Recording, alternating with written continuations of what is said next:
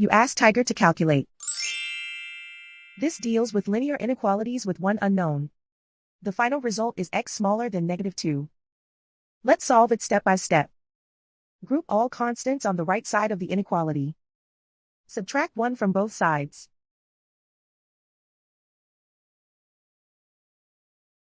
Group like terms.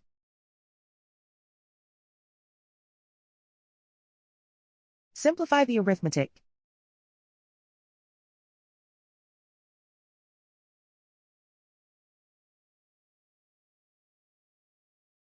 Isolate the x.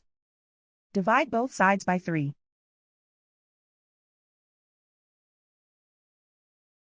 Simplify the fraction.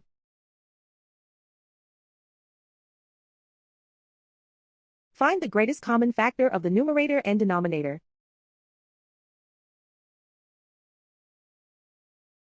Factor out and cancel the greatest common factor.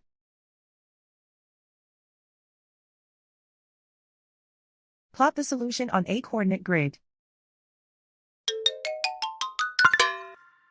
And so the final result is x smaller than -2.